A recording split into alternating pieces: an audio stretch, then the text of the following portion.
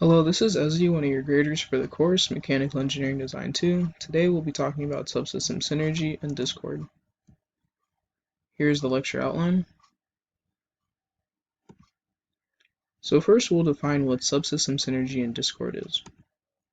Subsystem synergy refers to when multiple subsystems interact and introduce a result that is beneficial to the overall system. Subsystem discord refers to an inharmonious result of multiple subsystems interacting. As an engineer, you want to capitalize on subsystem synergy and mitigate subsystem discord. So once your group chooses the subsystems for your product, you'll all come up with multiple concepts for each subsystem. Once this is done, you'll go through a quantitative down selection process in order to take those design concepts for each subsystem and converge them into a single overall product configuration. As stated before, as an engineer, you want to capitalize on subsystem synergies.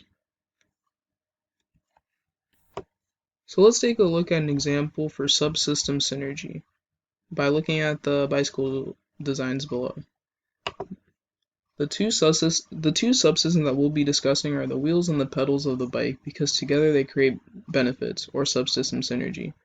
In order to see the benefits of the wheel and the pedal subsystems, imagine a bike with no wheels or no pedals. Without wheels, the bike is not going to move anywhere. With or without pedals, you're better off walking than using a bike with no wheels. Now think of a bike with no pedals, which can be seen on the right. The design is simpler and probably costs less, but if you've ever ridden a bike or seen someone ride a bike, we know the benefits of having pedals. When riding a bike with pedals, you can go faster, you can control your speed better, you can travel uphill using a constant motion. In general, the motion it takes to power the bike is consistent because the user is pedaling instead of pushing off the ground, and lastly, it's more comfortable. These are just a few examples that show the subsystem synergy of the wheel and pedal subsystems working together. Now let's talk about subsystem discord. As an engineer, you want to mitigate subsystem discord. So let's move on to an example. The two subsystems that we'll be discussing are the wheels and the seat of the bike because together they create an inharmonious result, or subsystem discord. Let's say you're asked to design a bike, and because of certain parameters, your bike design is similar to that of a recumbent bicycle.